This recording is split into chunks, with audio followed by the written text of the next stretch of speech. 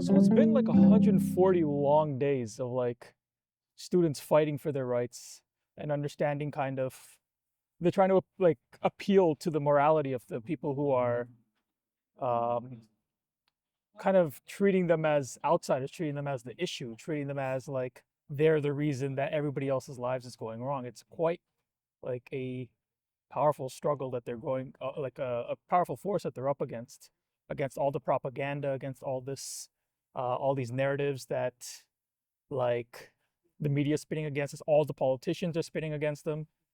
And I'm speaking like as a supporter. I absolutely support the students' rights to protest. I believe that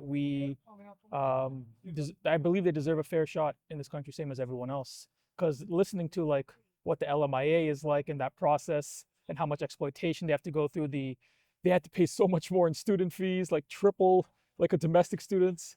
They pay like they're contributing so much to the system, and it's like if you pay attention during the pandemic, we called them the heroes, and now we're like, yo, let's get them out of here. It's like it doesn't make any sense. It's not fair to these students who are also experiencing the same pains that everybody else is going through, but everybody else is now trying to point that blame. We're all the same. We're all going through the same struggles right now. Like we're all being underpaid. We're all being deprived of the necessary resources we need to live the life that we were all promised in this country. Even as denizens of this country, we were promised a good life, and we did not like.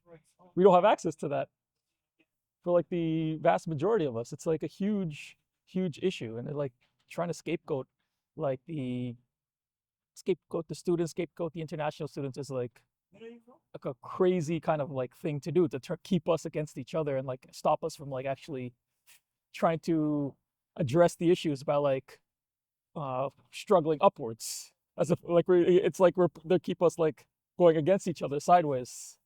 And it's they kept it going 140 days strong, which is like holy, through the winter especially, through like coming together and realizing, hey, we got to take care of each other, we got to get food, we got to share resources, we got to share blankets, we got to share mattresses, we got to find ways to cobble this together and and make our stance known. I I understand like they've been through this, so they know how long it's been. I'm admittedly more of an outsider supporter, so I can't fully comprehend kind of what they've been struggling through, the kind of resistance they've been facing. I can empathize, but I'm not like in the struggle of like ready to be deported myself. But I think it's very brave what all the students have done, what they've come together, and they've had to like they're on the street, like people are like honking at them. Some people are saying go back home and all that, like the same racist shit, right?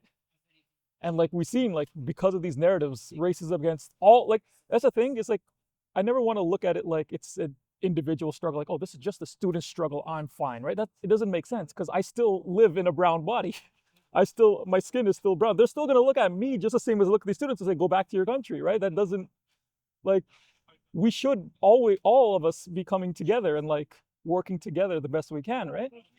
And I want to commend the students again for like sticking strong. And I do want to say I understand kind of like given the situation with what happened with Justin Trudeau stepping down, um, understanding that perhaps now may be the time to refocus their efforts on something else. I will stand with them with whichever direction they want to go in. I will support them the best I can, like full support, full like undivided support, and understand that like if you watching this video think that this is just happening to them and won't come for you, realize that like over the past several years, you could even say decades, our quality of life has been going down, has been kind of like being gnawed at bit by bit by bit.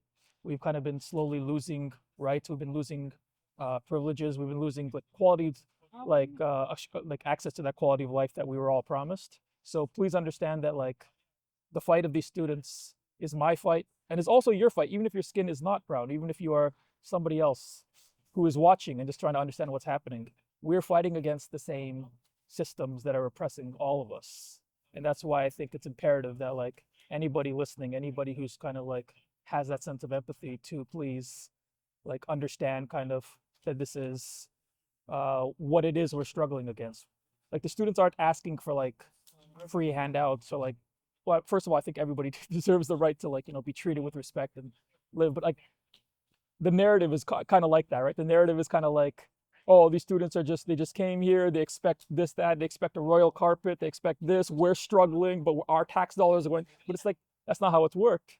And like I mentioned before, during the pandemic, they were the frontline heroes.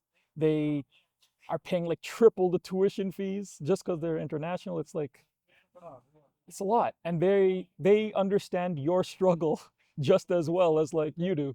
So please, like, what I ask is like, if you have that empathy with you, please like understand and like understand these students, understand that like we all kind of need to like work together if we want to kind of like combat the forces that are oppressing us as we are now.